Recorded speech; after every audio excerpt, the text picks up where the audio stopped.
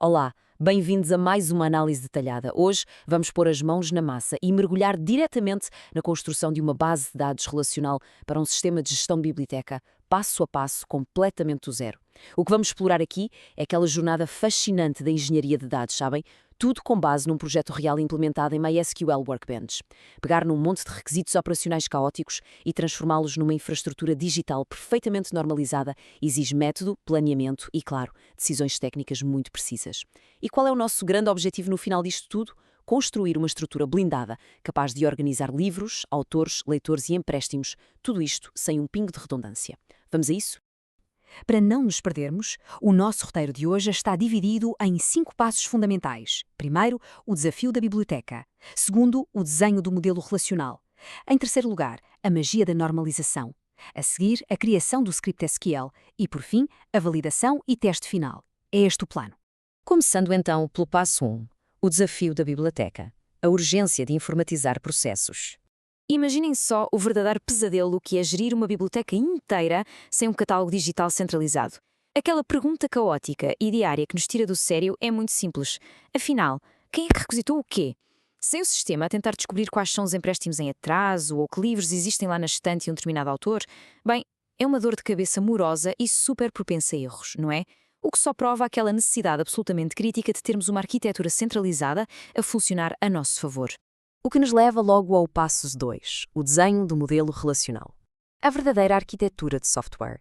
É super interessante olhar para isto e reparar como toda a complexidade daquele mundo físico da biblioteca se consegue reduzir a apenas 4 entidades fundamentais. Reparem bem, temos os utilizadores, que são as pessoas registadas, os autores, tratados aqui como entidades completamente independentes, os livros, que identificamos claramente pelo seu ISBN, e, claro, os empréstimos, que é basicamente o ato transacional que liga os utilizadores aos livros. E pronto, são exatamente estas 4 pedras basilares que vão sustentar todo o nosso sistema. E é aqui que entra em cena o famoso diagrama entidade-relação ou EER.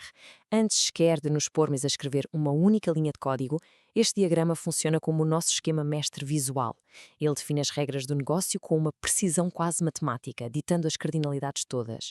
Mostra-nos, por exemplo, que a relação entre utilizadores e empréstimos é de um para muitos, enquanto a relação entre livros e autores já é de muitos para muitos.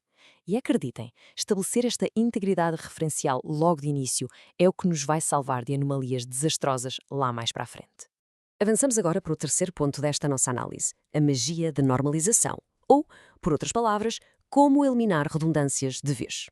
Pensem na normalização como arrumar uma casa, onde cada objeto tem o seu lugar exato e definitivo.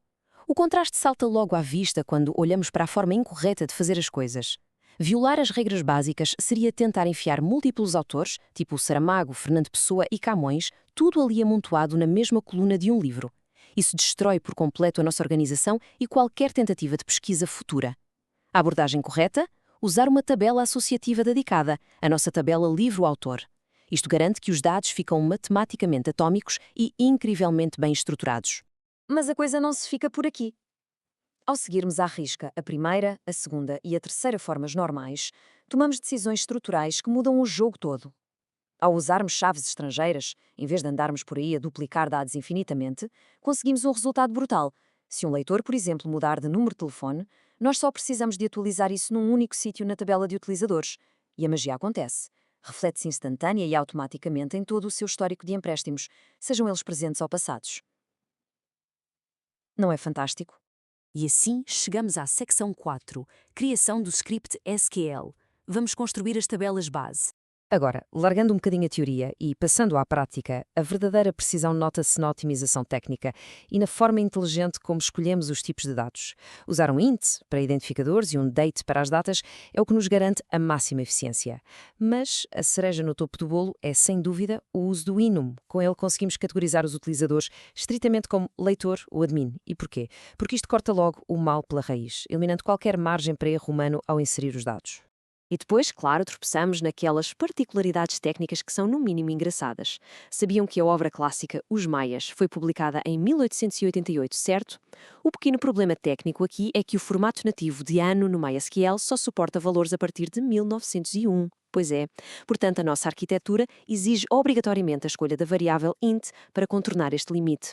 Assim, já podemos registar em segurança obras históricas mais antigas sem o sistema reclamar. Finalmente, entramos na nossa etapa 5, a validação e teste final. Vamos lá injetar dados de exemplo. Para testarmos a sério a resiliência disto tudo, populámos o sistema com uma amostra calculada. 5 utilizadores, 4 autores variados, 6 obras literárias e meia dúzia de registros de empréstimos. E ao olharmos para os resultados, vemos que a máquina roda na perfeição. Reparem numa coisa genial. Naqueles empréstimos em que o livro ainda não foi devolvido, a data de devolução fica logo preenchida com null. Esta simples ausência de valor funciona como o gatilho perfeito para isolarmos e detectarmos de imediato quais são os livros que estão neste preciso momento fora das instalações da biblioteca. Este nosso processo de validação é bastante rigoroso e cobre todas as frentes estruturais. Vemos que as chaves primárias fazem o seu trabalho lindamente, rejeitando qualquer duplicação de dados.